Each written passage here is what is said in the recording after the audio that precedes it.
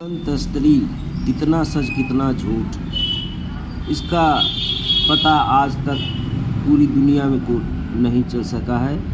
जबकि विगत 50 वर्षों से इस पर अनेक वैज्ञानिकों ने, ज्योतिषियों ने और वायुयान संचालकों ने इसका रहस्योद्घाटन किया है कि कुछ ऐसी उड़न तस्तरियाँ हैं जो दूसरे ग्रहों से आती हैं, मंगल या शुक्र ग्रह से हो सकती हैं या अंतरिक्ष के आने वाले अन्य स्थलों से, जिसको चलाने वाले एलियंस हैं। और ये एलियंस कहाँ के निवासी हैं और ये हमारी पृथ्वी ग्रह पर क्यों आना चाहते हैं, और क्या ये हमसे ज़्यादा तकनीक में उन्नतशील है, क्योंकि हमें पता है कि जीवन केवल पृथ्वी पर है और अन्य ग्रहों पर जीवन की केवल कल्पना की जा सकती है, जिसमें खासकर मंगल और शुक्र ग्रह हैं।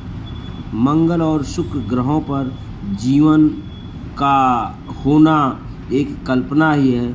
आज तक वैज्ञानिक इस रहस्य को उद्घाटन नहीं कर सके हैं। क्यों नहीं कर सके हैं, इसके विषय में अनेक कल्पनाएं हैं और लोगों को मानना है कि वैज्ञानिकों का कहना है कि कार्बन और सिलिकॉन ऐसे दो तत्व हैं जिसके हर जीवन में इनकी संभावना है।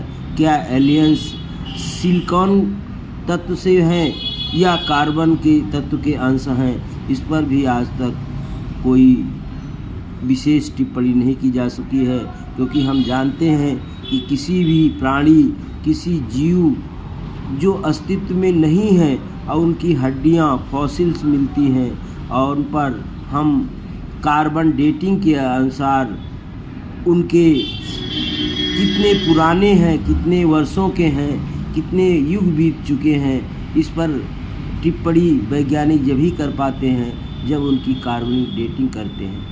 तो उड़न तस्तरियाँ हमारी पृथ्वी पर कितनी बार आईं और कितने लोगों ने देखा, इसका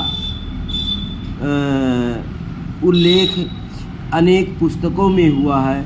और ऐसे वैज्ञानिक उपन्यास, जिसे हम साइंस फिक्शन कहते हैं, अर्थात विज्ञान कथा कहते हैं, इनके माध्यम से दुनिया के सामने कल्पनाशील लोगों ने या वैज्ञानिकों ने प्रस्तुत किए हैं, जिनमें हैं एक अमेरिका के विलियम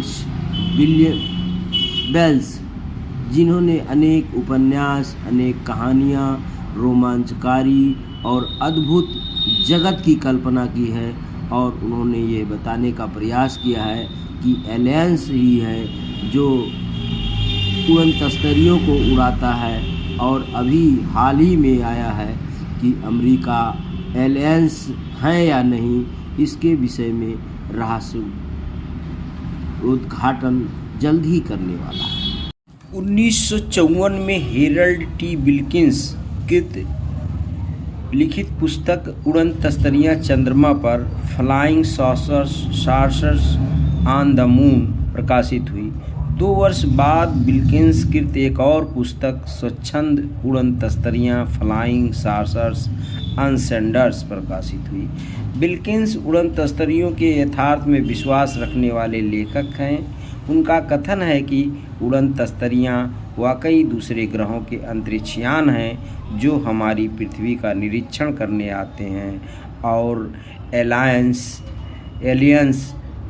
उनके चालक। लेकिन उन्होंने अपनी बात को सनसनीखेज तरीके से ना कहकर तर्कसंगत ढंग से कहा है। उड़न तस्तरियों के संबंध में उन्होंने खूब खोज की है और अत्यंत प्राचीन काल में देखे गए अजूबों के वर्णन भी ढूंढ निकाले हैं।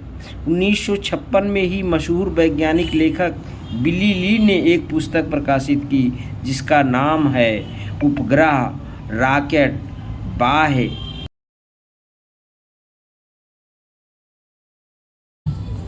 अंतरिक्ष, satellite, rockets and outer space.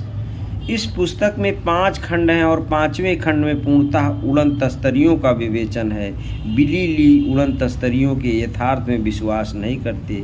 उनके मतानुसार उड़न तस्तरियाँ केवल भ्रम अथवा दूसरे प्रकार की प्राकृतिक घटनाएं हैं, जैसे कि उनसे उम्मीद की जानी चाहिए। वह अत्यंत संयत भाषा में तर्कपूर्ण ढंग से अपने विषय और विश्वास का प्रतिपादन करते हैं। उड़न तस्तरियों पर अनेक पुस्तकें और भी हैं जिनका सबका जिक्र यहाँ संभव नहीं है, किंतु लेखक उड़न तस्तरियों के यथार्थ में विश्वास करते हैं और कुछ नहीं करते। सरकार चाहे जिस देश की हो विश्वास नहीं करती, इसलिए सरकारी रिपोर्टों में ऐसी कोई बात नहीं मिलती।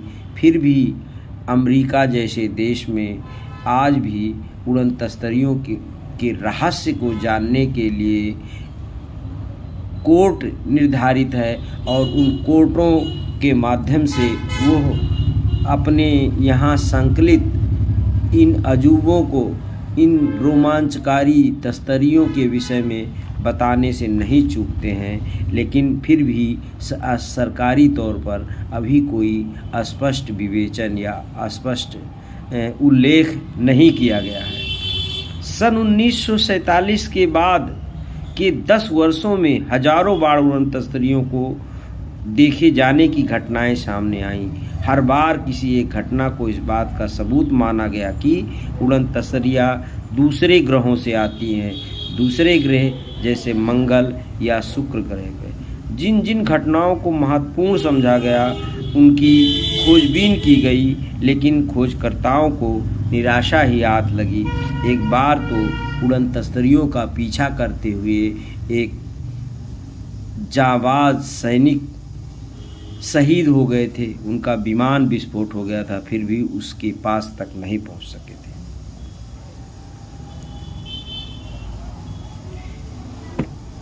एक बार अमेरिकी हवाई सेना के एक अफसर ने पूछा गया कि उड़न तस्तरियों की संदिग्धता का प्रमाण क्या हो सकता है। उसने उत्तर दिया था, ध्वंसावशेष, कलपुर्जे एवं जीवधारी। अनेक बार लोगों ने कस्में खाकर कहा है कि अमुक स्थान पर उड़न तस्तरियाँ उतरी या गिर पड़ी, लेकिन हमें कभी भी कोई ऐसे चिन्ह नहीं मिले कि इन कथनों की पुष्टि हो सके। ना कभी ध्वस्त उड़न तस्तरियों के अवशेष मिले, ना कोई कलपुर्जे। जीवधारियों के बारे में भी यही स्थिति है। केवल एक बार 2 जीवधारी प्रमाण के लिए उपस्थित किए गए। बाद में सिद्ध हुआ कि उनमें से एक गर्भस्थ शिशु था, दूसरा एक बंदर।